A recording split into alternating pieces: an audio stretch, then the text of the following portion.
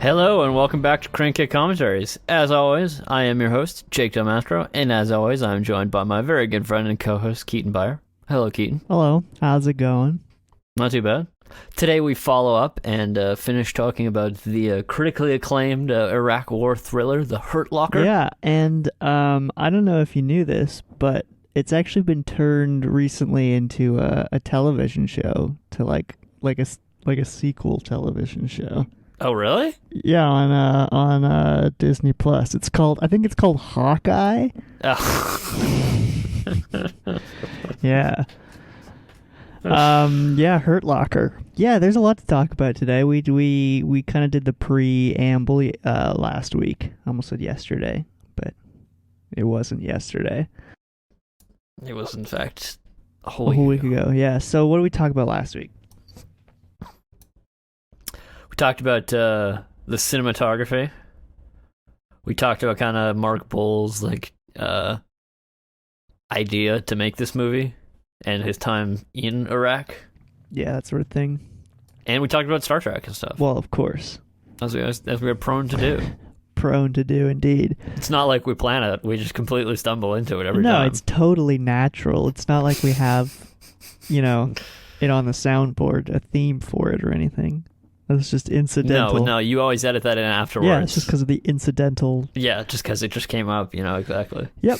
So this week we're going to talk more about the production of the Hurt Locker, and that's going to kind of encompass a lot of stuff. So it's going to be most of our episode this week, because it was kind of a complicated film to make, as you might have been able to imagine from watching it. Yeah, and we talked a little bit about some of the complications with editing and such last week as well. Yeah, exactly. We got into with the how they shot it. Yeah. So we kind of talked about Catherine Bigelow a little bit last week and her career. Not really in depth or anything, but mostly just that she kind of had a sparse career leading up to this. Yeah, well, I mean, she had a bunch of movies basically all in a row. And then kind of her career kind of petered out a little bit. Yeah, exactly. So she sort of had this style of filmmaking that was discussed in this article I was reading from the DGA Quarterly, and it talked about the style of filmmaking that she developed that started with the film Near Dark. I don't know if you've seen that movie. It's from 1987. I have not. I mean, honestly, the only two Catherine Bigelow movies I've seen are this movie and Point Break. Yeah, me too. But apparently, starting with this film, she didn't want to use. She used the word static cameras. Yeah, I would not call the cameras in this film yeah, static. exactly. They move around a lot. Yeah, she didn't want to use those, so she ended up shooting most of that film, Near Dark, with handhelds. And then she referred to this style as sort of like a kinetic style of filmmaking. And as we were talked about last week, the last film she made before The Hurt Locker was a film called K-19 The Widowmaker, which I forgot to look into, but I remember last week we both agreed it didn't look very good, but... Right, yeah. I mean, I didn't really check it out that much, but... Point being, it's set... Yeah, I mean, I guess... with that, it's a submarine film, so it's you kind of almost have to do handheld cameras, Yeah, exactly. It's just because you don't really have an option. Yeah, it's such a tight space, really. Exactly. I've seen people use Steadicam rigs inside really small spaces, and it always looks like a fucking hassle. Yeah, using anything with rig in it in a small space. Yeah, exactly. It's gonna be a hassle. So in the intervening years, she had done a lot of work on TV, about which she said, my TV work, especially Homicide, completely broke my fear of schedule. You're doing 10, 12, 13 pages a day with this much time, and there's no latitude whatsoever. Up until that point, I was always anxious about making sure that I had enough time and resources for my work. After that, nothing seemed as important as story or character, and everything else became just a mechanical procedure. It's kind of interesting. She basically was I mean, I think that's generally the experience of television. Like, It's all just like an epic time crunch. yeah, like it's like, I mean, it's probably way easier now because now they're doing like, 10 episodes a season. But I mean, like, back when it was like, I mean, I've looked into like a lot of the production behind like Star Trek or whatever, and it's like, yeah, no, it's like they were doing like 22 episodes every season, and it was like friggin', they were just fucking shooting like crazy. Yeah, you know and what I mean? like writing like crazy and like just everything like Yeah. crazy. Exactly. So basically, at this point, she's kind of ready to get back into filmmaking. As we discussed last week, she'd been like talking to Mark Bowl about as early as 2004. Yeah, about the story he was working Exactly. on, and she'd already done adapted another work of his, right? Yeah, for TV. Mm-hmm. And she said about like this about the Hurt Locker, but this was kind of from the area like she was starting to make this film. She said, "Ordinary life doesn't interest me as much. I'm interested in extraordinary situations, in heightened reality." I mean, yeah, I mean that should be clear, I guess, if you look at her like filmography. If you just look at like Point Break everything. and Hurt Locker, even that should be clear. Yeah, I know exactly. It's extraordinary situations indeed. Yeah. We talked about the Mark Bowles experience embedded last week, but we missed it. I missed a great quote from him about this movie. Yeah, so this was cool. So and I think that this is what one of the things that makes this movie so interesting is that like as Mark Bowl says, if you look at the history of war movies, with the exception of a couple movies during World War II that were more like propaganda, swashbuckling, jingoistic stuff, most war movies don't come out until after the war is over. It's really exciting for me, coming out of the world of journalism, to have a movie about a conflict come out while the conflict is still going on. Yeah, that's a really good point. I didn't really think about that while I was watching it. Yeah, like, I mean, yeah, and the interesting thing is like when this movie is set is in like 2004, right? Yeah. And it's like the situation between when this movie's set and then when it came out is like not that different, you know what I mean? Exactly. Which is So it's interesting in the sense that like it was very prescient, you know what I mean? in a way that most war movies kind of aren't really. Yeah, and I mean, for the most part, like, I mean, it's kind of hard to do that, you know what I mean? She was emailing with Mark Bowl. She was doing storyboard sketches, which we mentioned. About the storyboard sketches, she said they're the first visual draft used to shape the visual grammar of the movie. But they weren't apparently like, she wasn't very tied to the storyboard like once she was making the movie, it seems. It was more about... Yeah, no, like the sense I got was that making this movie was a very sort of like fluid thing, you know what I mean? Yeah, exactly. I mean, I got that sense as well. And I think so. It's like they kind of didn't know exactly how it was going to turn out until they were doing it, you know what Exactly. I think the storyboard was used more of like a vibe check kind of thing, you know, like figuring out I mean? like... Yeah.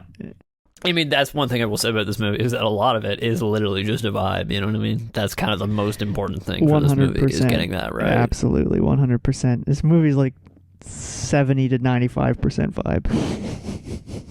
Yeah. That's how you get away with a lead actor with less than, I'm going to say, Oscar-worthy talent. Yeah, speaking of that lead actor, I thought this was an interesting point. Was that we were kind of saying how like Jeremy Renner's character was like, kind of a nutcase. Yeah. And I find it really funny that the reason why he got cast in that role is because of a movie where he played Jeffrey Dahmer. I don't know why, but I feel like Jeffrey Dahmer's come up several times over this podcast. Well, at least one time on this podcast. Yeah, I guess. That was about The Exorcist 3. Right. But yeah.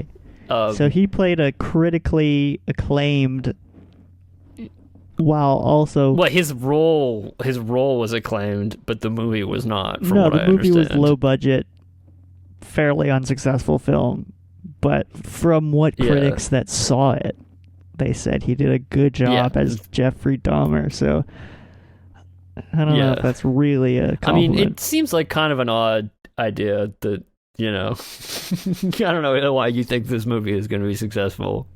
Yeah, like Just a movie about Jeffrey Dahmer. Like, I don't know if anybody actually really wants to watch that. Jeffrey Dahmer is a fucking murderer who ate people, so it's kind of hard to make him the protagonist of your film. Yeah, I mean, once again, I haven't really seen this movie, so I don't really know what it actually did. But I read its apparently, Wikipedia page, and Jeffrey it sounds like Dahmer- it's just about Jeffrey Dahmer, and it tries to make him sympathetic. Right. Does Jeremy Renner eat anybody? I think he does. Because Jeffrey Dahmer ate people, and he tried to make, he tried to make zombies where he drilled holes in people's head and poured cleaning fluid into it. Yeah. That's part of the. That's pretty part of messed the movie. up. We should probably not dwell on this more than we No, need to. no. Well, we might do that movie one day, so we want to save it for then. Yeah. So back to the casting. Yeah. The reason that they kind of wanted to cast on lesser known people, like as we mentioned last week as well, but was because of the as Catherine Bigelow described it, the unpredictability of the feel of unknown actors. Yeah, no, I kind of get that because it's like, you kind of expect I don't know, if one of the guys is like Brad Pitt or whatever, like you wouldn't expect him to be killed immediately. Yeah, exactly. You see Brad Pitt, George Although, Clooney, and that would be great. that'd be so great. If actually, Ray Fiennes was in this movie briefly and he was killed really Yeah, quickly. exactly. I was just gonna say. So maybe that's kind of. But yeah, no, I think it'd be funny if if they put like somebody on the poster, right, and then killed them immediately. There's definitely a few movies that have done that. Yeah, and like have it be like Brad Pitt or something. I don't know. That actually seems like something that Brad Pitt would do. Absolutely, yeah. No, that does kind of track, to be honest.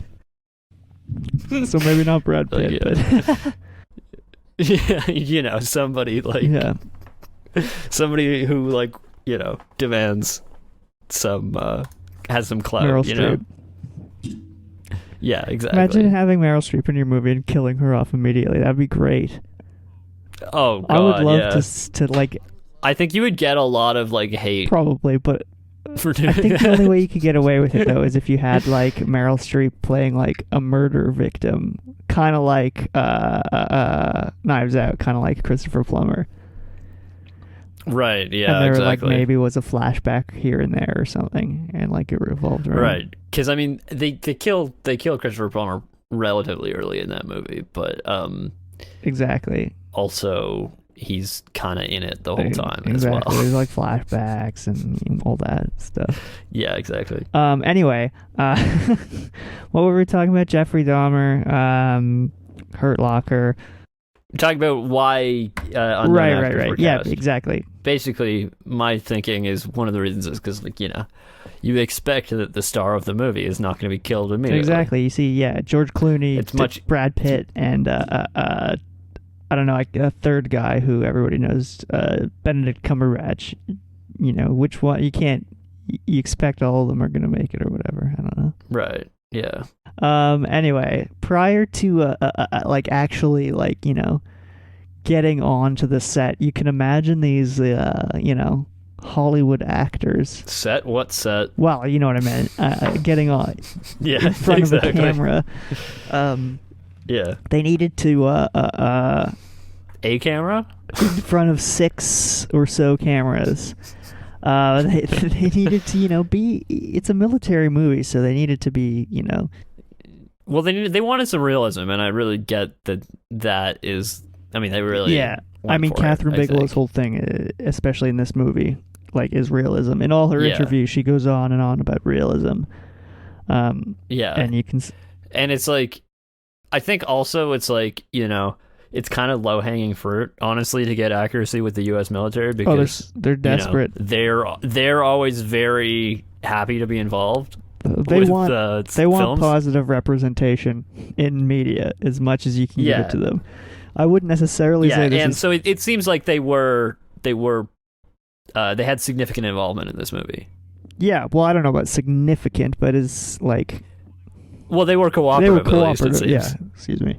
Yeah. Yeah, they were cooperative, because they were like all the actors who were in like the American actors were Like, we're not talking about Top Gun or anything, but it's no, like, exactly.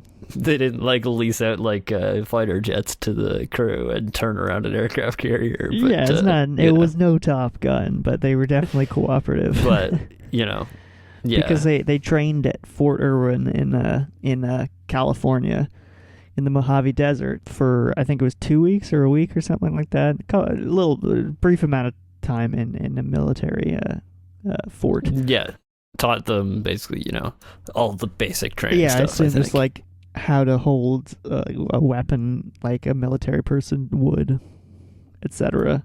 Yeah. And then apparently, according to the article I mentioned earlier, the DGA Quarterly, apparently the actors in Kuwait, they learned how to defuse bombs from explosive experts. They didn't go into any more detail in that article. We'll talk about the explosive experts quite a bit more, so don't worry about that.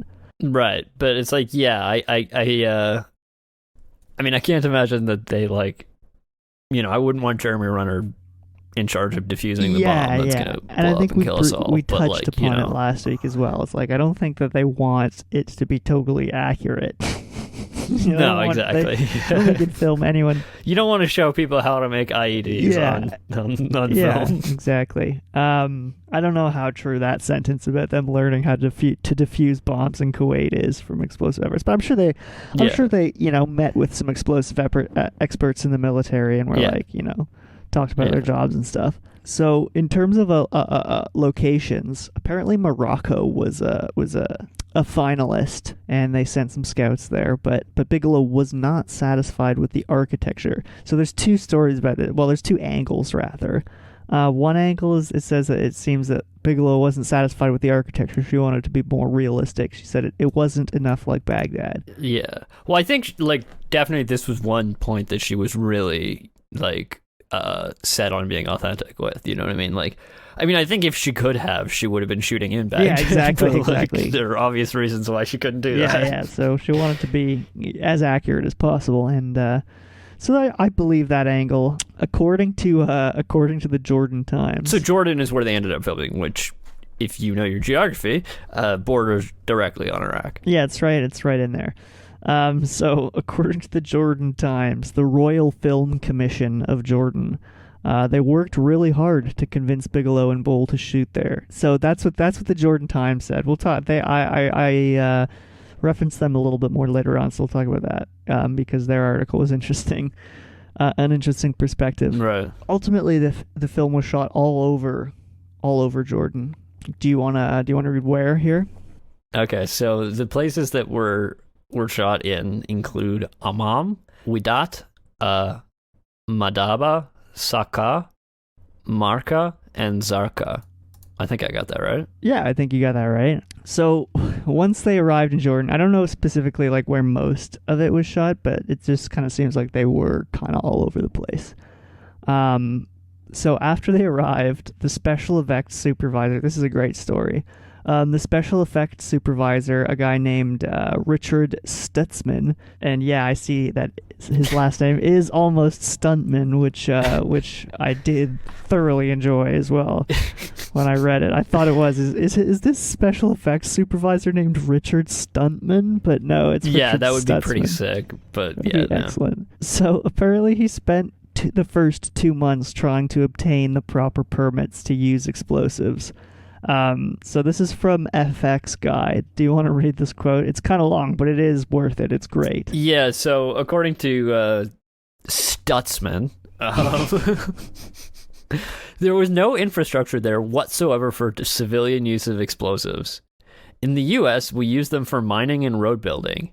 We were within days of doing our first shots that had explosions in them, the sniper shots. Unfortunately, a few days earlier, our Hollywood pyrotechnics had arrived. It had taken 2 months for them to come in, but I had still not been able to obtain any black powder locally. So we went out on a mad scramble and bought Chinese fireworks. Civilians can buy up to 2-inch aerial shells, so we bought every one we could find and cut them up and drained the black powder out of them. That's what we ended up using for the small ground hits for the sniper fire on the contractors out in the middle of the desert. Still, I was in an absolute panic and we were running out quickly. Then I made enough noise and got word to the right people, including the royal family and the Royal Film Commission. Suddenly, the military had all sorts of black powder I could use.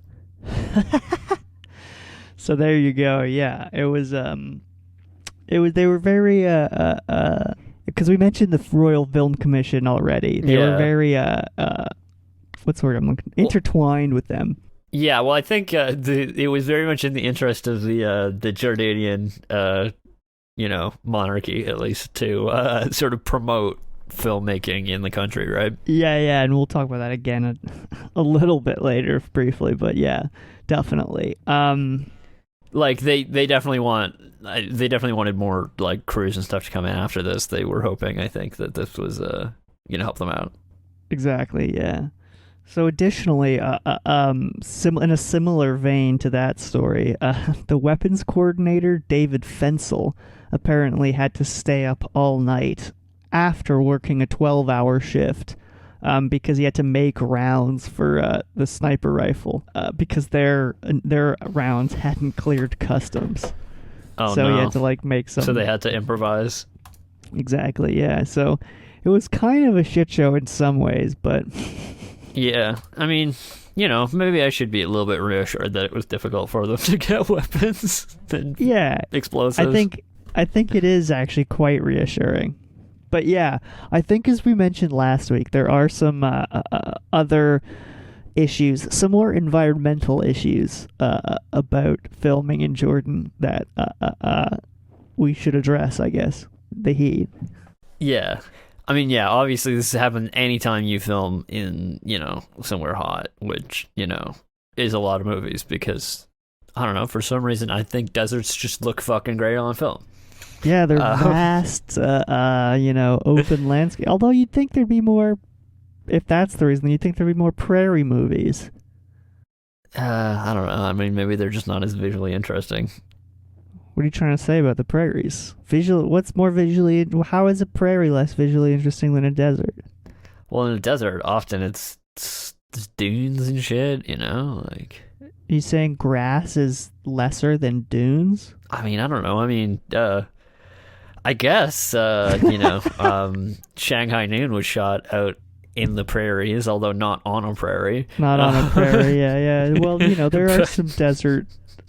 There's some dunes. There's some dunes in Manitoba as well. Anyway, this is way off topic. Anyway, pretty much off topic, yeah. We were talking about how hot it was in Jordan. Very. I think, let me see, because I was looking a little while ago at the hottest recorded temperatures in the world, and I think Jordan has some of them. We did it. Well, yeah, I'm sure they do. We did it on the show, didn't we? We did, yeah. For the first time we were talking about. I think that was for what's it called? Okay, so the hottest place on Earth ever is Death Valley, but Death Valley, yeah, we knew that from Stargate. Yeah, because I think what they said was 46 degrees regularly or something like that, and that's Celsius. Right. Yeah, sorry, I can't find it right now, but yeah, no, it's incredibly hot there. You said 46 Celsius? Yeah.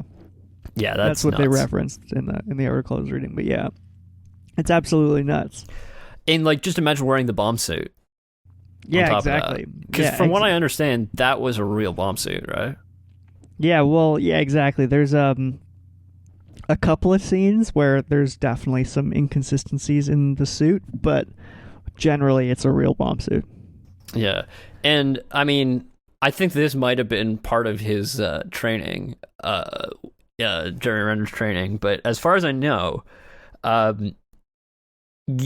of training to use the bomb suit is you have to learn how to run in the bomb suit. Oh, right, because and this might have been part of what the explosives experts were teaching him in Kuwait, right? Could have been that, yeah, exactly. I wonder what, other than the weight, there's probably some sort of technique, or else you'll fall and break your leg or something. Yeah, because it's so fucking heavy. And one more thing I think that you need to learn is if you need to be able to get up off your back while wearing the suit on. Right, because it's so heavy, you could turtle. Yeah, but like imagine like you fell over and then there's a bomb that's ticking away next to you, right?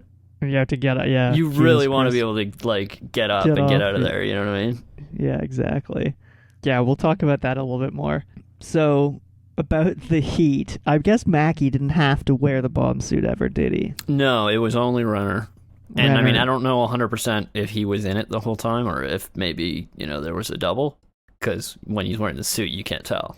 Yeah. So, except when there were the face shots, but yeah. Yeah. But about the heat and filming in Jordan, Mackie said, it was so desperately hot and we were so easily agitated. I think we may have read this quote last week. Well, we referenced it, but we didn't actually read the quote. Right. So he said, it was so desperately hot and we were so easily agitated.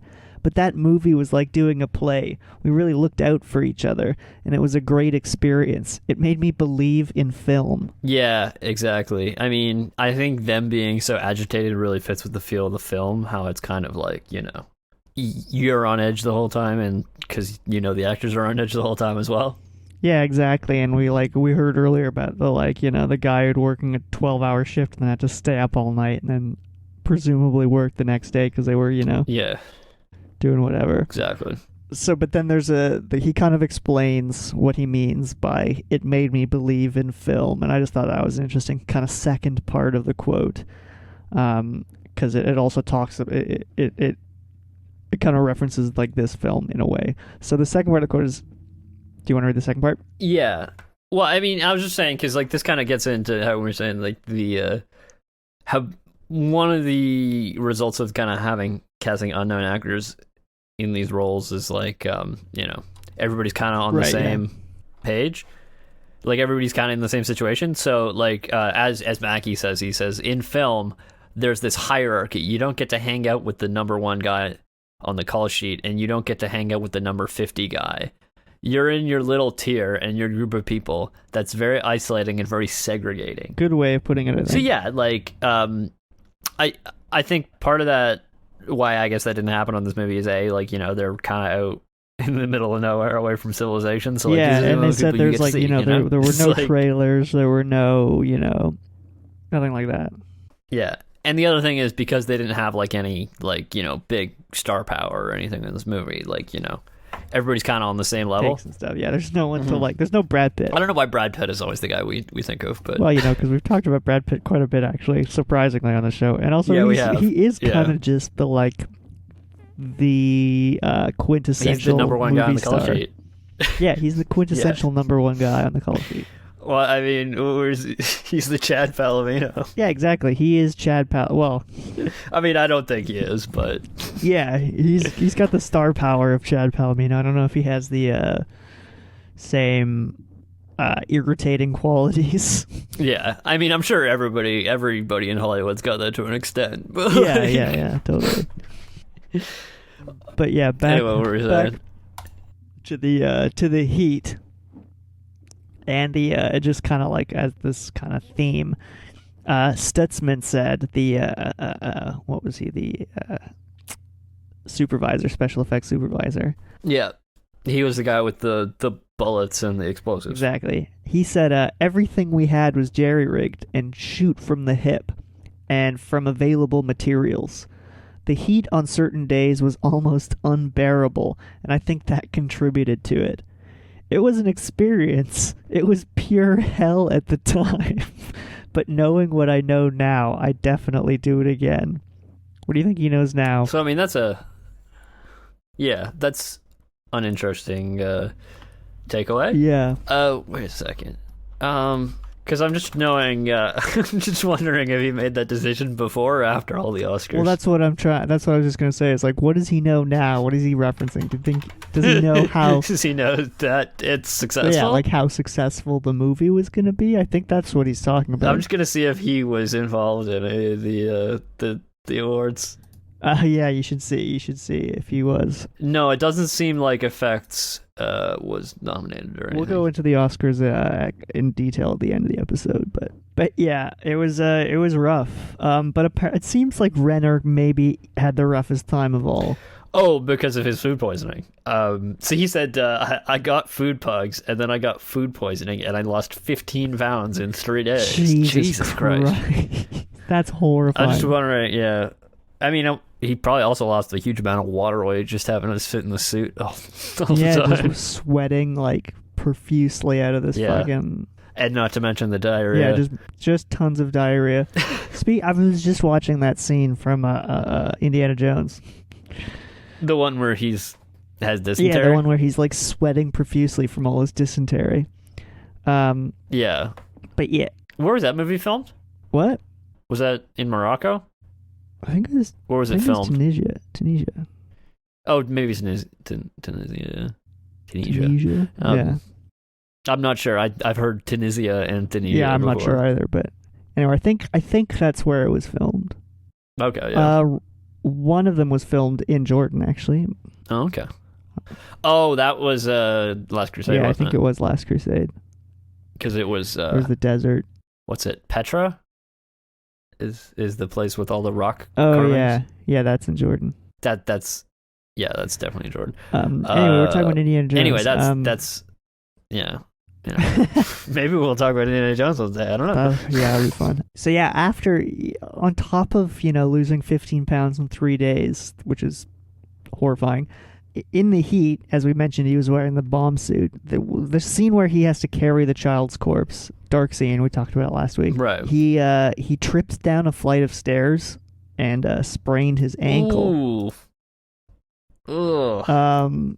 Which is no good, and that halted the production for a whole week, which I think really fucked people up. Like I think people were almost done at this point. Yeah. At least that's what this quote from the Times makes it seem like. I think this is from the producer. The way it was referenced made it seem like it was from Jeremy Renner, but I think it's from the producer. What, that people wanted to quit? All the departments were struggling to get their jobs done, and none of them were communicating. Yeah, exactly. So it was pretty rough at this point. So how did they pick themselves up? Do you know? I think they just got it back together, or they just waited it out until he got better. Yeah, exactly. They just waited out. I think it probably helped, honestly. To just let things simmer down for a bit. Like maybe the tension was just boiling over, and then you get this happening, and then they just get to kind of restart after. I don't really know. I'm just speculating, obviously, but man, I'm just wondering, had this movie not been so critically / commercially successful that would these people all look back on it so positively? Yeah, exactly. What was this fucking shit show we were doing? Why were we doing this here? What the fuck? Yeah, it's I guess it must all seem worth it afterwards. But no, exactly. Had it not been successful, we would be here totally criticizing Catherine Bigelow for being why the fuck did she drag all these people out? Oh, she wanted to make a realistic movie? Jesus Christ. What the fuck? Yeah. But no, yeah. We mentioned the Royal Film Commission. But they did kind of have an interesting relationship with them beyond just asking them for black powder. Shit. Yeah. And I don't really know the extent of this relationship. I don't know why it or how it occurred, but apparently they had well, as Catherine Bigelow said. Do you want to read her quote here and then? Yeah, so she said, in every department, even the ADs, we had 1 or 2 trainees. The end of our shoot took place during the 2 weeks of Ramadan, and that was wonderful. You get to you have a break at sunset because all of a sudden you look up and half your crew is gone. But after the first day, I was able to anticipate that and work it into the shooting schedule. Yeah, so point being, her crew was entirely, no, well, not entirely, but Jordanian.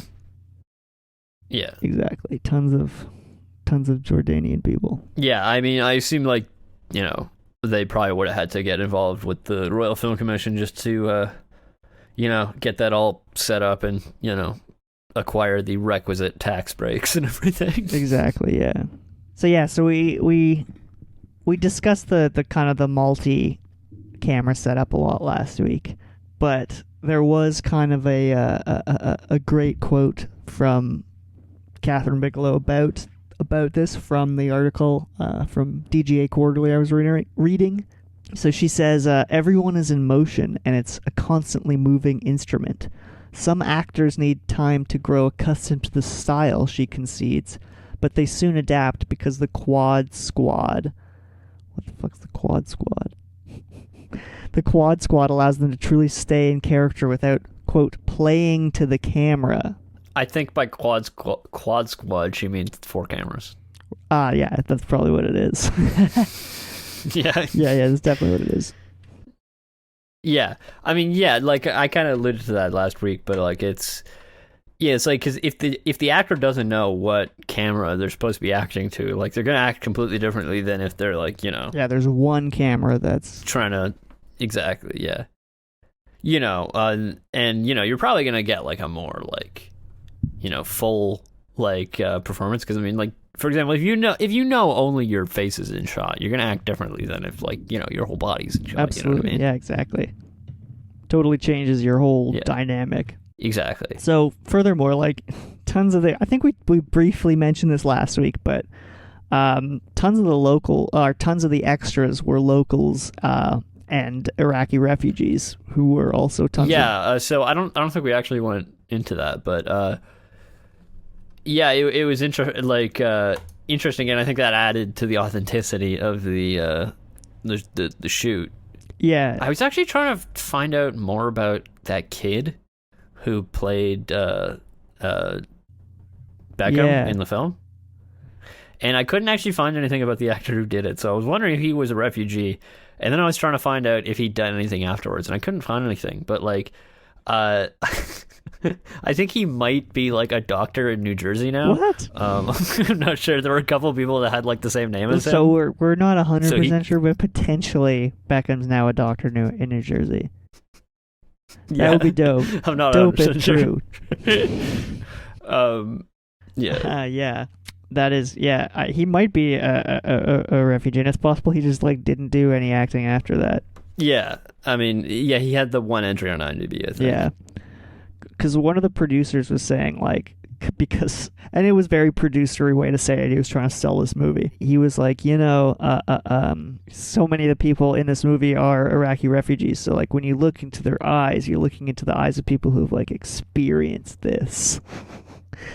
Right. And it's like, obviously that's a dumb thing to say, but it is true to an extent that it's like people are. I mean, yeah, it is, I guess, true. Yeah. It would be a weird experience to be an extra in a film portraying an experience about the thing that you just went through. You yeah, know you're what I mean? just fleeing from. I wonder. I mean, you're essentially, yeah, because I mean, a lot of the extras, you know, they were just, you know, the people living in Baghdad or wherever they were, and it's like, you know, you're essentially just being yourself. Yeah, exactly. You know what I mean? Yeah. Yeah. So there's this is I'm coming back to the Jordan Times here. Because it's an interesting perspective. There's a great quote or a great excerpt from it here. So is the Jordan Times by any chance affiliated with the Jordanian royal family? I don't know, but independent English language daily published by the Jordan Press Foundation. Who also runs the Arabic language daily, right? Says here it's independent, but that doesn't necessarily mean anything. Right. Yeah, no, that seems I was just wondering if they were like, you know, very pro monarchy or yeah, something. I don't know. I really don't know what their stance is, but yeah, who knows? Yeah. Yeah, do you want to read this quote from an article from, I think it was 2007 about... Yeah, so Madaba, which is one of the places they were filming in, basically, so a young Madaba resident was in awe as he watched scores of soldiers marched past earlier this month. Are they Israelis, he asked. Where are the Israelis? All I see are Americans, declared an old man. Yazid Abu Falat, a university student and an extra in the film, overheard the conversation, walked over, tilted his sunglasses, peered down at the old man, and let out a sly smile. Sheikh, I'm as Jordanian as mansaf, which is the most popular Jordanian dish of rice soaked in boiled lamb and yogurt soup. something I'd like to try. Sounds good. It's great. You feel like you're in Hollywood, he said of the experience. We lived like soldiers. We acted like soldiers. The past 44 days were like we're in the army. Kind of interesting. So they just basically hired a bunch of people and put them in barracks and used them as extras. Yeah. So does that include the American soldiers? Yeah, exactly. Yeah, that's funny. So they were also, yeah, that's funny. Yeah, exactly. I think that's one of the things that the producer was laughing about as well. That it's like you have American soldiers played by Iraqi refugees. Yeah, that is funny. I mean, I didn't notice. Nor did I. Finally, for this segment, just wanted a little bit more about the Jordan Times, because as you were mentioning, You mean more from the Jordan Times? more from them, but and about them a little bit. But as you kind of mentioned earlier, I think it was kind of the view that this film being shot in Jordan would like revitalize the film industry in Jordan. Yeah. So this is the last excerpt from them if you want to read this. Bigelow compared Jordan to Rome's Cinecittà, an Italian studio made famous for hosting biblical/Roman epics. According to her, Jordan can move away from being a great place to film Iraq war movies to simply being a great place to film any genre. This gives studios a lot of confidence to explore subjects that are meaningful to culture and the environment. The support is there, and that is the most important thing, she stressed. According to Bigelow, there are many intangible advantages to filming in Jordan. There's an Arabic sensibility that permeates every frame of the film, Bigelow noted. I've gained a tremendous respect and appreciation for the culture, she added. So yeah. I mean, I think that the way this is written makes me feel like it's like kind of a bit of a selective quotes. It really felt that the article really felt like that. The article really felt like they were selling it, but it's like, yeah, look at this big American director who's talking about how great Jordan how great is, it is to film in Jordan and how everybody will come film in Jordan. Yeah. Yeah, the only other movie that I can think of that was shot primarily in Jordan is actually Lawrence of Arabia. I was wondering which actually was not shot entirely in Jordan because I think Jordan actually kicked them out. Oh no! At some point, and they moved to do the rest in Spain. Well, that's no good. Yeah. I'm not exactly sure what the falling out was about, but yeah, well, they didn't actually complete it there. I was trying to find some. So there is some history to Jordanian. Well, there's film. a lot of there's quite a few films shot in Jordan prior to this. Yeah. I think the war kind of threw it off. Well, I mean, I think one of the reasons why, like, you would want to film in Jordan is like if you want to film in the Middle East, but like, I mean, the truth is just that Jordan is kind of a more stable country than a lot of the others in the area. Yeah. And so I think that's basically... That's basically why, yeah. Yeah, exactly. So I was looking up films afterwards shot in Jordan. The only 3 American ones I could find were Prometheus, which was 2012, I believe. The Martian. Oh, actually, that's an interesting use of Jordan. Yeah, I believe that one was 2014. I'm not 100% sure about that one. Right. And then Rogue One, the Star Wars story. Right. And we also mentioned that parts of Last Crusade were done in... Yeah, but that was prior. That was a while ago. That was 86, I believe. Yeah. Right, yeah. So yeah, interesting. I mean, yeah, there's some... I mean, the thing is just like... I think Jordan is really good for shooting deserts. Yeah, it's fantastic for it, apparently. There's a lot of that in the country. Yeah, obviously Martian, that's a bit creative because I assume Jordan was used as a stand-in for Mars. Which is, yeah. Unless that's where they shot outside of the box. The NASA sequences in Jordan. Yeah, that's true. No, I don't think so. Yeah. That might be an interesting movie to do. The Martian? The Martian. Those are pretty good movies, I recall. I saw it. Yeah. The first time I saw it was on a plane, and then I watched it another time not on a plane. Yeah, and I mean, I'd get to put some sick disco tunes on the soundboard. Is there tons of disco? Oh, right. Yeah, right. Yeah. I forgot about that aspect of the film. Anyway, so that sort of brings us to our next segment here. Right. What kind of segment would that be? It's one that, let's just say it's going to be quite explosive.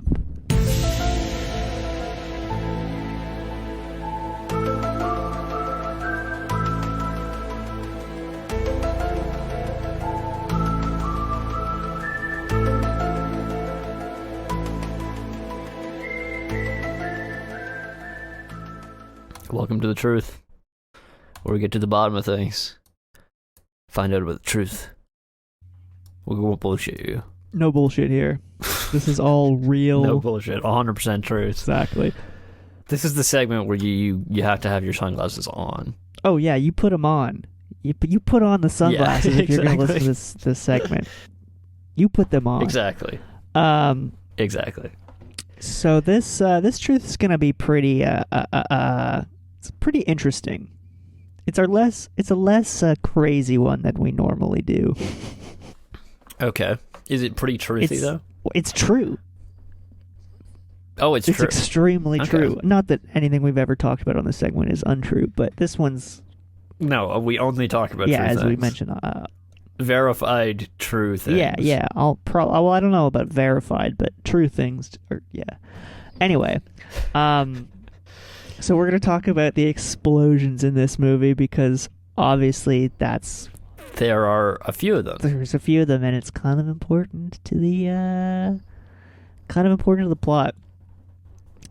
Yeah. So this segment's coming from the website FX Guide, which did a great interview with Richard Stutzman, who we already quoted a few things from.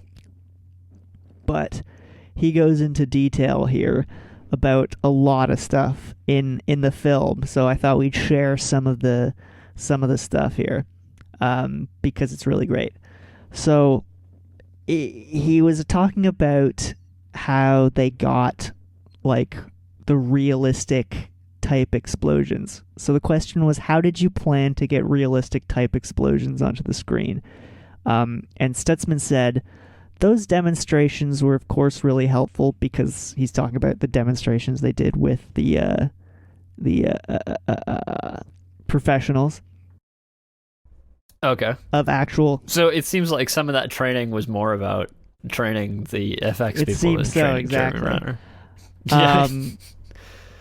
So he said, I got a fairly good feel for the look, and one of the things I did realize was that the only way to get the right look was to use the real thing, or at least use high-order explosives. These aren't actually used that much in film. They're generally way too fast, and the audience has just grown to believe that everything turns into these big orange gasoline fireballs. Yeah, so I this is something that comes up a lot. Like, real explosions don't look like movie explosions. Yeah, I think most people know this at this point, Yeah, like, I mean, if you've seen enough Mythbusters, you probably know exactly. that. But, it's like... gasoline is the thing that makes everything turn into a fireball, which is like not how explosions usually work. Yeah, there's not usually as he puts it, 100-gallon gasoline explosion. Yeah. So what did they use, or did he not want to get too into that as not to inspire anyone? Well, so it says here, so the question is exactly, what kind of explosives did you use for the major shots? Because as we know, he used the Chinese explosives. Well, that was mostly for like the gunshots, right? For the little black powder blast. Stuff. Yeah. So for the major shots, he says, I ended up finding high-order explosives to use for the bigger shots from a manufacturer in Jordan with the supervision of the military and their bomb squad. It gave... Okay, yeah. You're not just allowed to have that shit. It gave the real thing. You can see the concussion wave coming off these explosions. It made the car jump and all the dust come up off the car. That's all the stuff that was in slow exactly. motion. That's what we were talking about last week, which I think that's awesome. That's like it's because that's a real explosion we're watching. That's not like I mean, not that movie explosions are fake, but they're just not like they're not designed. They're not the kind of explosions that you would use in a bomb. Yeah, you know what I mean? And I just think it's super interesting that it's a different type of explosion, and they used like a filming technique, as you described last week, to show it being almost more powerful than like a movie explosion. Yeah, if you look at all the explosions in this movie, there's like a lot of dust and rubble, but you don't really see that much flame. Yeah, you know exactly. What I mean? So he goes on to say, that was all shot with a high-speed camera, but it's our explosion that makes it happen. One of the striking things about a high-order explosion is that it hits you in the chest long before you hear it in your ears. The shock wave comes before the sound. It's an interesting phenomenon. So yeah, and I think a lot of people, again, probably know that about explosions, how the shock wave kind of precedes the everything, you know. And you can kind of see that in the movie because, like, you know, and I think they do this pretty realistically. Is like, you know, when because a couple of times, like, the guy in the bomb suit gets hit with the explosion, but you don't actually see like the visual explosion touch him. He just gets knocked over by the force wave. You know what I mean? Exactly. Yeah. Exactly. The shock wave, and then he gets a concussion or whatever. Yeah, exactly. A couple more questions here we'll go through. This question is, how did you detonate the explosions? Stutzman said, I've learned from past experience if you try to mix high order with black powder explosions, well, high order is technically a detonation and black powder is a deflagration. What is that word? Deflagration. It's a high-speed burn versus a solid phase change from solid to gas. If you're not careful putting them together, the detonation is so much faster than the black powder burning that it will snuff it out, or burn the black powder before it gets the chance to properly show up. I used higher explosives to whip all the dust in the air. They were all backlit by a gasoline pipe explosion. That's what I noticed on the real thing. What fire you could see seemed to be in the center of the explosion, and all the debris and dust comes out in front of the fireball. So that's... So some pretty technical details on that, like, interesting. Like, I find that so cool, like, just that he's trying to recreate... He's analyzed, like, the explosion that, you know, these IEDs create, and he's trying to, like, duplicate it with... you know, his film techniques. Exactly. I just find that so cool. It's such an interesting kind of like art form, you know, that you don't really think about. Yeah, it's like, you don't really think about it, and it's like, you know, he's sculpting an explosion. This is such a specific thing. Yeah, you know? Exactly. It's like this guy's so cool. His medium is explosions. Exactly. He's an explosion artist. That's so cool. And it's like, it definitely, like, the explosions in this movie look completely different from any other movie. Absolutely, yeah. Probably not any other movie, but no, but I mean, for most other movies, from like you know, the Michael Bay type movie. I think most movies, I don't know, in terms of like, you know, like war movies, like who did it first or whatever. But I think generally they try to be a bit more accurate. They've like at a certain point they started trying to make it seem realistic, especially the ones that were going for a realistic vibe. So the final question here is, what other kind of special effects work were you responsible for? And then he just does a bunch of great stuff. He says, we did other things like the American sniper rifle hits on the brick house, which he said. We did the big fire tanker aftermath, which was a real pain in the neck. We usually use propane here in the States, but it's not available over there. They have a dirty butane that doesn't have the same color in it as propane. We worked on camera mounts for cars. We had to make our own smoke machine to put smoke in the streets. Like, they were fucking busy. Yeah, exactly. Wow. Then there was this is great. Then there was cars blowing up at the UN. Actually, for that shot, they had picked the car they wanted. And then at a production meeting, someone thought that when the sniper fire hits the gas tank, you should see the fuel cylinder fly open and have fire fly out of it. I'm just mumbling under my breath saying, shut up. because I knew how hard that would be. The car ended up having its fuel neck on the wrong side of the car, so we worked all weekend cutting up the fuel cylinder, moving the door over. Just because the car they picked was, not correct. Yeah, for that. Jeez. This last sentence is just so hilarious how nonchalant he is about it, though. He just says, Yeah. cutting up the fuel cylinder, moving the door over and patching up the old hole, putting in a mortar, and rigging up the car. Yeah. Right. So, do you know if were there any incidents with all these explosives going around? He doesn't mention... Or was it generally pretty safe? Seems like it was pretty safe, other than Jeremy Renner spraining his ankle. As far as I read, there weren't any incidents involving the explosions. Okay, well, that's good. Yeah, that's very good. And that's how you know you're working with professionals, I guess. Exactly.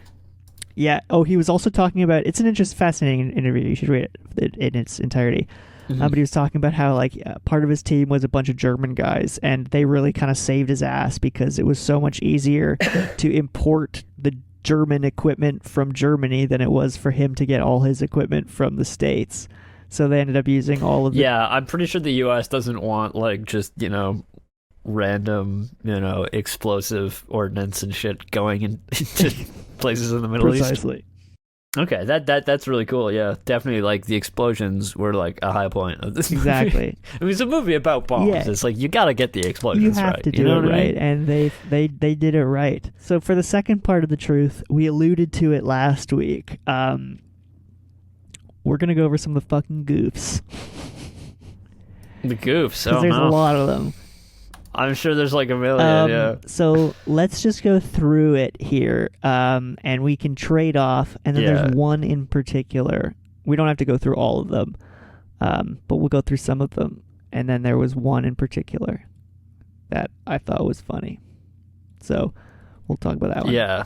So you can start us off. Okay, there were a ton that were just about the year that this movie came out. Or the year the movie was set. Whatchamacallit, for example, they're playing Xbox 360 in one of the times on the base, and they're playing Gears of War, and this movie was set in 2004, yet the Xbox came out in 2005, and Gears of War didn't come out until 2006. Come on. That's a huge one to me. Yeah, I think that's pretty... That's easy to check, yeah, man. Come on. So then, I don't know if did we mention the YouTube one last week? But the Oh, I don't know if we did it on air, but yeah. So another thing was that they talk about the guy with the camera. They're like, oh, maybe he's gonna put this shit on YouTube, but YouTube was still a year out from basically being created. Exactly. It was 2004. YouTube didn't exist in 2005. In this one, is in the movie, all the soldiers are wearing the digital ACU Army combat uniform, while the opening scene takes place in Baghdad in 2004. The first units to be issued the ACU did not receive them until February of 2005.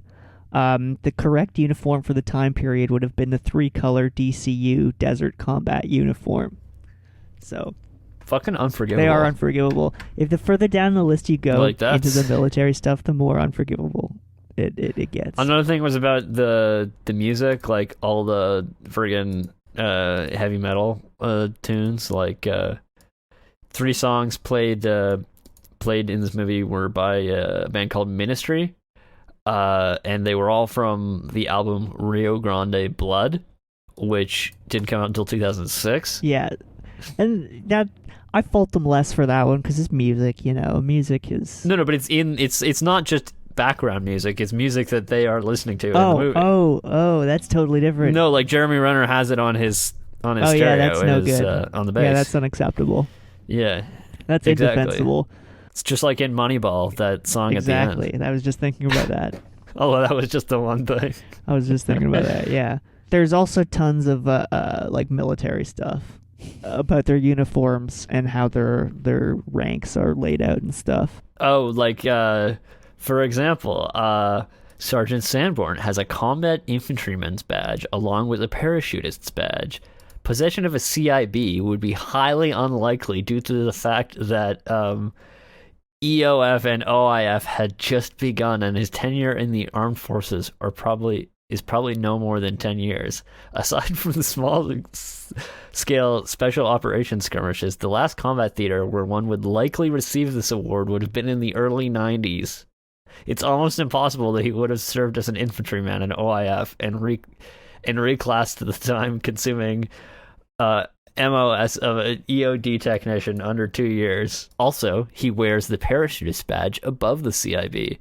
The CIB is worn above the parachutist badge. Jesus Christ, Sanborn. That's a lot of shit. Yeah, come on. Yeah. Actually, I'm going to bring up Stargate SG-1 again, because that's a TV show where basically the U.S. Air Force had like a lot of involvement. And I've been listening to some of the actors talk about like, working on that show, and they're like, yeah, no, we had our uniforms inspected every time before we went on camera. Jesus Christ, of course they did. My God. It's like, yeah, they clearly didn't have. That's what I mean. I don't think they had that in this movie. like, you need to have a guy on set being like, that to like inspect the uniform before they go on. Otherwise, there's no way you're gonna get their shit correct.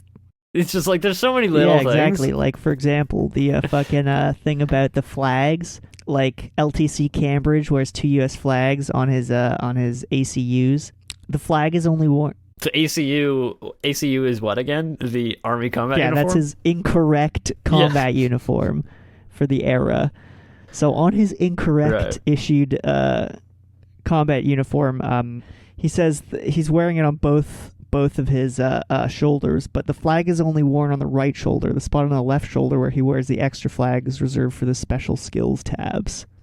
Oh. So, there's a lot of stuff. And I think they also did I think they also put the flags backwards, because you know how you're supposed to, on the military uniform, you have like, it's supposed to be with the flags like flowing in the wind or whatever. So you put it like, it technically appears backwards. No, that makes sense. Yeah. It kind of makes sense when you think about it. Yeah, it does make sense, but it's like, it's not a detail that I would think of. I know it's such a silly detail. You have to have a guy that just knows that shit. Yeah, exactly. Another thing is the last name of the specialist in the EOD team is Eldridge, according to his uniform. Yeah. But in several sequences, the name Eldritch is clearly visible, stitched into the elastic band around his helmet. How does this happen? Just like miscommunication? That's not an Army thing. That's just a prop fuck up. Yeah, that's like a pretty significant prop fuck up. I mean, I guess it's not. Well, I bet you what happened is like it was never written down. Right. And probably these props were made by like two different people. And one of them wrote Eldritch and one of them wrote Eldridge. Yeah. Because it was probably like, it says Eldridge or whatever, right? And they're like, somebody probably heard it wrong. Yeah. I never noticed that, but that's a thing. I didn't notice it either. So it's good on whoever noticed that. So moving on to some of the factual errors. Right. Because then we'll do a few of those, and then we'll close it off. But so. Oh, this is an interesting one. I never thought about this. Which one? Yeah, so this is really interesting. So in the first scene of this movie where the guy blows up the bomb with a cell phone? Apparently that's completely unrealistic, because every anti-bomb team carries a small device which, when turned on, suppresses all cellular transmissions within several hundred meters of the device. So that couldn't have happened unless they didn't have their device on for whatever reason. Yeah, but it's like, I feel like that should be, that's step probably one is protocol, turn it right? on. Yeah, it's like, turn the device, like, you're going to defuse a bomb, turn this thing on before you approach it, right? Yeah. Yeah, interesting. Yeah, they had like a cell jammer. So there you go. Another factual error. Jeremy Renner is credited as Staff Sergeant William James, an E6. However, his character wears the rank of an E7 Sergeant First Class, which is different, obviously. Okay, that one I feel like is less forgivable. Yeah, they just gave him the wrong fucking rank. They gave him the wrong rank. Like the wrong chevron or insignia whatever. and shit. Yeah. That's pretty rough, Yeah. man. I don't know. Somebody clearly wasn't doing their job. Yeah, they have a lot of these, don't they? Yeah, like, was there no, like, army consultant on set? It seems like it. Like, here's another one. When Eldridge observes Eldridge, they spelled it Eldridge here. Well, it's Eldridge. His name in the movie is Okay. Eldridge. When But it says Eldritch on his helmet sometimes. So when Eldridge observes the goats on the bridge, his aim point comp M2 is shown with zoom capabilities.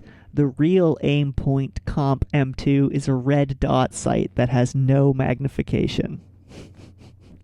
God damn it, do your fucking Like, research, come on, man. come on. Okay, here's the last one. Yeah. So when James pulls his side arm on the cab driver, the pistol he holds is not the military issue M9 or civilian Beretta 92F, but a much older Beretta 92 model that has never been issued by the U.S. military. Oh. It looks like it's an old model 92 with a round trigger guard, frame-mounted safety, and a deep blue finish. This person just goes on to describe it. Yeah, no, that's pretty strange, don't you say? It is pretty strange. Pretty weird. I mean, I imagine it's just like they were like, okay, he needs a pistol. Let's check the prop like, guns what do we have? and they grabbed that Give one. them the first one they found. Or maybe they were like, oh yeah, Beretta 92. I know Beretta 92, but they were thinking 92F. Yeah, I don't know. who knows? I don't know, but point being, they got it wrong. And also, funny thing, I also saw somewhere in here, I can't see it now, but they were talking about the like shooting the windshield, and how it breaks, and they were like, it wouldn't have been tempered glass because you know how windshields work. Like they break into whatchamacallit, I forget. They shatter into like a million pieces. Yeah, but interestingly, Richard Stutzman has a quote about that. What did he say? He said, there was also a funny story with a windshield in the scene where the taxi driver pulls up to Jeremy and he pulls his gun out. Eventually the windshield is shot. Well, in most of the world, windshields have a safety laminated glass, which has 2 layers of glass with clear urethane plastic in between for safety. So normally bullet hits give you the spider web look with the hole and the glass kind of spidering out from that. So I told Catherine that's the look we're going to get, and she was all set for 2 bullet hits. My partner Blair is behind Jeremy with a marble gun, and when he shot the first marble, we realized the windshield wasn't safety laminated at all. It was just tempered glass. Because the entire windshield popcorned and fell out of the car, he never got off the second shot. We were all just stunned, and sure enough, all the spare windshields I had were tempered glass. Oh, I see. So I guess they just use tempered glass in Jordan and they weren't expecting it. Yeah, I guess. All right. Yeah. Probably So this is another. Yeah. Probably a little bit startling for the guy in the car the first time. Yeah, it's like, was there no way they could have verified that before they shot it? Yeah, you'd think they would have tested that, maybe. You think maybe it would say on it, like, tempered glass? Because it says when it's not. Yeah. Is it near the end of the film? 2 CH-47 Chinook helicopters are seen transporting soldiers to Iraq. In reality, Chinooks are operated exclusively by the U.S. Army. Yet here they are, shown bearing U.S. Marine Corps markings and color scheme. Unacceptable. Unforgivable. Unacceptable. Truly unacceptable stuff from this film. I mean, I can only imagine, if we get to doing fucking what's the submarine movie? Oh, her submarine movie? K-19 the Widowmaker. I can only imagine how inaccurate that movie's going to be about submarines. Oh my God. You know what I mean? I can't even begin to imagine. And you know the IMDb list is going to be so long too, because people love to point out inaccuracies. Yeah, inaccuracies. Yeah. Anyway, that was great. I love all those little technical details. Yeah, that's great. I'm surprised there was enough movie for them to get that many things wrong. You know what I mean? Yeah. There's like enough different things that it's like it actually was opportunity for it to happen. Oh, okay. Here's one more Okay. thing. Last one. Okay, so when James is back grocery shopping, Yeah. it has been established that there are Canadian exclusive products revealing the filming location. Oh yeah, I saw that. Hilarious. Further inspection reveals several of the products to be Co-op Gold products, which are exclusive to Co-op grocery stores, most visible on green and red cereal bar boxes. However, Co-op does not have a store in Vancouver, and no other Canadian city is mentioned in the credits. So I don't know. Yeah, I don't know about that. I don't know how that happened. worked out. How that happened. How they let that happen? That's a mystery. No, because it's like if there's no, they filmed that part in Vancouver, Oh right. so it's clearly not a real store. So it's like where did they get? Maybe someone was just like nearby and like shipped in a bunch of shit. Yeah, I don't know. Yeah, I have no fucking clue. That might be true. That might have been a good. Where was this movie secretly filmed that they didn't say? Was it on the moon? Did Stanley Kubrick direct this film? Stanley Kubrick filmed this movie on the moon. So now let's talk about. What are we Well, talking I about? was just for our final little last segment here. I was just going to talk about because obviously this movie won 1 billion of awards. I thought we'd just address how successful this movie was. Yeah, incredibly so. Yeah, Like it I think everybody involved in this movie kind of had like a career renaissance. yeah, You know what I mean? absolutely. So should we just go through them if people weren't paying attention during the 2010 Academy Yeah, Awards? well, that's also an interesting detail is that it because it actually premiered in 2008. Yeah, which is But interesting. it didn't premiere in the United States, or it didn't get picked up for distribution in the United States until 2009. So therefore, it premiered. Yeah. It was part of the 2010 Oscars, which is which is a little strange, but you know, it is what it is. Yeah. But yeah, so should we go through some of the awards it was won and nominated in these Oscars? Oh yeah, for sure. So let's start with the nominations, the honorable mentions. Yeah. Best performance by an actor in a leading role. For Jeremy Renner, nomination. What do you think? Do you think he won? I know that he didn't win. Yeah, no, he What didn't. would you have done if he had won an Oscar for that? I would have given 2 Oscars to Catherine Bigelow. Well, more than 2 because she already has 2 for this movie. Do you remember who won that year? Oh God, no, I don't. What year was those? Who else was at the? What else is the 20th? Okay, here we go. Best performance. Oh, it was Jeff Bridges. Crazy Heart. But yeah, so Yeah, I think Jeremy Renner was. It looks like Jeremy Renner was just kind of like honorable mention here. yeah. Well, I don't think he really. no, had I don't any think so. chance. He was not gonna win. Also, just incidentally, who was nominated for supporting actor that year? You gonna say Meryl Streep because we were talking about Meryl No, Streep but someone else. killing Meryl Streep. Someone we talk about it all the time, though. Oh, supporting Yeah. actor. Sorry, I thought I was looking at actress in a leading role. Why the fuck was I doing that? I don't know. Christopher Plummer. Yeah. But anyway, so yeah, you have Jeremy Renner nominated. Who else was nominated? George Clooney. No. I meant from Oh, in in this movie. movie. I thought you meant who else was nominated that No, year. no. We could. That's not a rabbit hole we can go down. Okay. Best achievement in cinematography. So yeah, so Barry Ackroyd was nominated, didn't win unfortunately. Unfortunately, who got this? Cinematography that year. Oh, it was Avatar. Ugh. Yeah, it was actually interesting that this movie went up against Avatar. Yeah, well, there was a whole drama because And a lot of they things. were married briefly, weren't they? Her and Yeah. James Cameron. I mean, yeah. She was very briefly married to James Cameron. Briefly, I assume, because James Cameron seems like a he dick. seems like a fucking dick. Yeah. But yeah. But yeah. So yeah, Barry Ackroyd nominated. Unfortunately, did not win. Best achievement in music written for motion pictures original score. by Marco Beltrami and Buck Sanders. Sick. Unfortunately, they did not win either. However, they did win all 1, 2, 3, 4, 5, 6 of their other Oscars.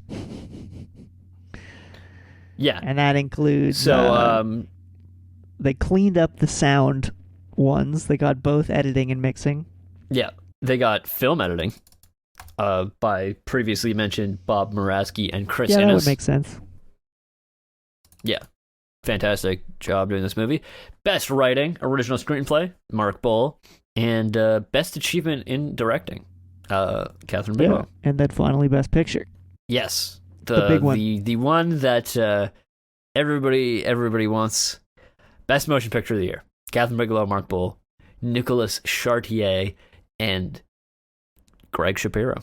So yeah, there you go. They won their Academy Awards. So now we can finally get into our final thoughts, where we can discuss. The only award that matters, the Cranky Commentary Awards for cinema for cinematic achievement. The final thoughts, we can kind of discuss whether or not we think they deserved all those Oscars or not. I mean, yeah, I think they did. Like, if you go up against the movies that they were up against, I think that, they were probably the best option there. Yeah. So what are your final thoughts? Give me some final Okay. thoughts. I don't know. I liked this movie a lot.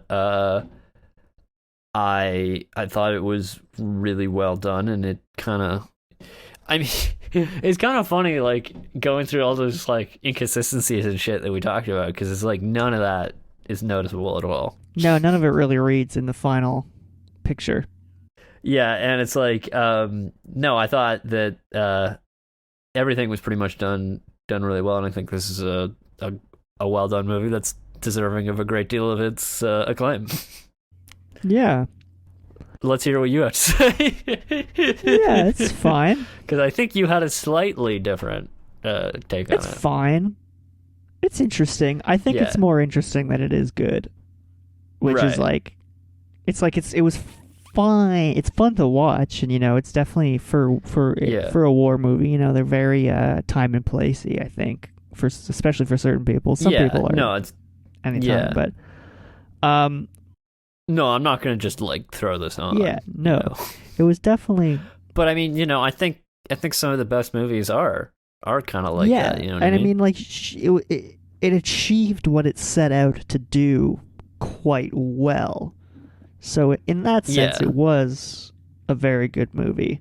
I don't know that it was like, legendarily good or anything, but Yeah. it was good. It was well put together. Like, Yeah, every no, kind of like- aspect was done well, or at least well enough.